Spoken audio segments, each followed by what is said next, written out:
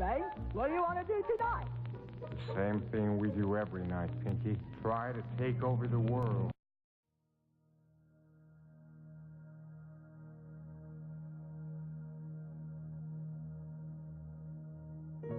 The 14 universal laws that govern life on Earth.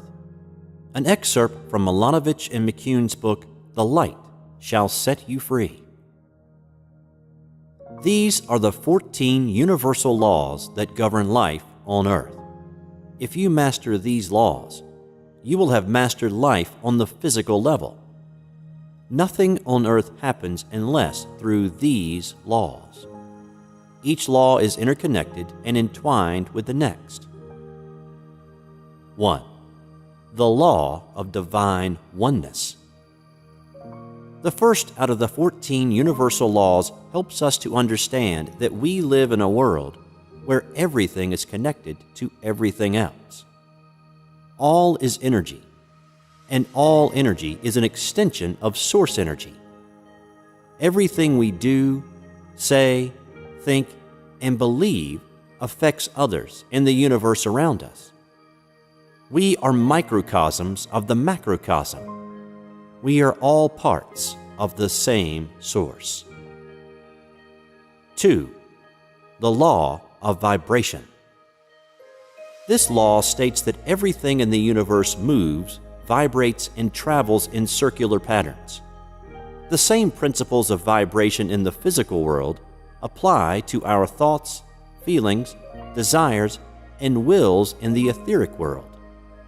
Each sound, word, object, and even thought has its own vibrational frequency, unique unto itself. 3. The law of action. The law of action must be applied in order for us to manifest things on Earth. Therefore, we must engage in actions that support our thoughts, dreams, emotions, and words. Action is energy in motion.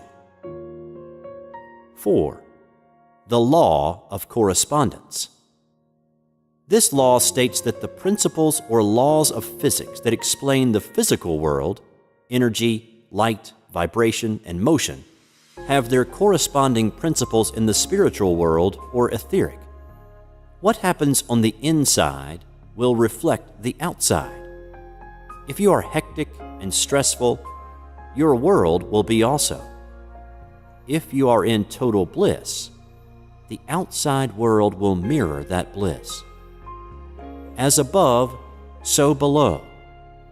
As within, so without. 5. The law of cause and effect. This universal law states that nothing happens by chance or outside the universal laws. Every action has a reaction or consequence.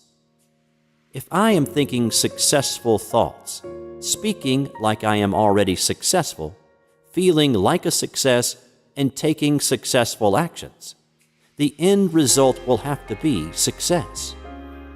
We reap what we have sown. 6. The law of compensation. This law is the law of cause and effect applied to blessings and abundance that are provided for us. The visible effects of our deeds are given to us in gifts, money, inheritances, friendships, and blessings. The good that we do eventually comes back to us in different forms, matching the same energy. If you want to increase your compensation, you must increase the value of your contribution. Do more of what you've been asked, and you will be compensated abundantly. 7. The law of attraction. This law demonstrates how we attract the objects, events, and people that come into our lives. Our thoughts, feelings, words, and actions produce energies which in turn attract like energies. Negative energies attract negative energies, and positive energies attract positive energies. 8. the law of perpetual transmutation of energy.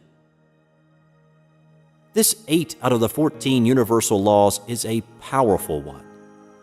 It states that all persons have within them the power to change the conditions in their lives. Higher vibrations consume and transform lower ones. Thus, each of us can change the energies in our lives by understanding the universal laws and applying the principles in such a way as to effect change. At any time, you can switch vibrations from negative to positive. You can always change your conditions. You are never stuck.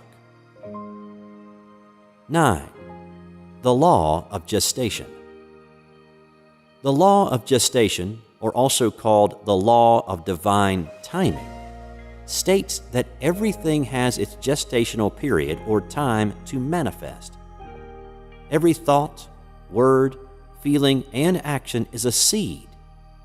Once nourished with enough focus and energy, that seed germinates into life's situations and circumstances. Your desires, goals, and innermost thoughts will manifest in divine timing, and not a moment sooner. 10. The law of relativity. This law states that each person will receive a series of challenges, tests of initiation, for the purpose of strengthening the light within. We must consider each of these tests to be an opportunity and remain connected to our hearts when proceeding to solve the problems. This law also teaches us to compare our problems to others' problems and put everything into its proper perspective. No matter how bad we perceive our situation to be, there is always someone who is in a worse position. It is all relative. It is all perspective. 11. The law of polarity. This law states that everything is on a continuum and has an opposite. There cannot be hot without cold. There is no up without down. There cannot be extreme negative without extreme positive. We can suppress and disperse of negative thoughts and energy by concentrating on its opposite. If we are negative, we can always switch our vibration to attract positive energy by focusing on the positive. What we focus on expands in our reality. 12. The law of rhythm. This law states that everything vibrates and moves to certain rhythms. These rhythms establish seasons, cycles, stages of development, and patterns. Life is a series of ebb and flow. The tide goes out and goes back in again. Each cycle reflects the regularity of God's universe. Masters know how to rise above negative or challenging seasons by never getting too excited or allowing negative things to penetrate their consciousness. They focus solely on what they want, and so their reality reflects just that. 13. The law of belief. This law states that whatever we fully believe with thought, emotion, and conviction eventually becomes our reality. We are always creating laws for ourselves based on what we believe to be true.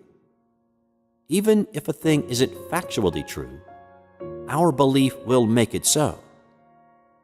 As Jesus said, "It is done unto you as you have believed." 14. The law of gender.